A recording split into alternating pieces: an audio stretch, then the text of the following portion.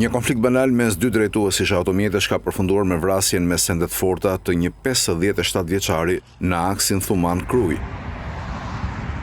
Ngjarja ka ndodhur rreth orës 00:40 në një rrugë rurale pranë fshatit Bushnesh. Viktima është shtjetasi Petrit Ndohu nga Puka, ndërsa autori i dyshuar i krimit është arrestuar nga policia. Dohet fjalë për 28 vjeçarin Andi Vokri, alias Ndreka, banues në Thuman. Sipas hetimeve paraprake, shkak i konfliktit ka qenë një gërvishtje e automjeteve të dy drejtuesve. Pas përplasjes, të dy mjetet janë larguar për disa metra, por më pas drejtuesit janë kthyer dhe mes tyre ka nisur një debat verbal. Konflikti ka agravuar kur riu ka marrë një çakiç nga automjeti i tij dhe e ka goditur viktimën në kokë duke i shkaktuar vdekjen e menjëhershme. Burime bëjnë me dije se autori ka rezultuar se drejtonte automjetin në gjendje të dehur. Ai udhëtonte së bashku me nënën e tij dhe bashkëshorten, të cilat kanë dhënë dëshmi për autoritetet, duke deklaruar se kanë tentuar ta ndalonin por pa sukses. Edhe bashkëshortja e viktimës, e cila ndodhej në automjet me të shoqin, ka dëshmuar për dinamikën e ngjarjes, duke konfirmuar se ai u godit me çekiç nga autori. Ndërkohë, në deklarimin e tij, 28 vjeçari ka pohuar se nuk kishte për qëllim ta vriste viktimën, por se konflikti ka qenë i çastit dhe situata i ka dalë jashtë kontrollit. Policia ka sekuestruar si provë materiale edhe çekiçin, i cili dyshohet se është përdorur në krim.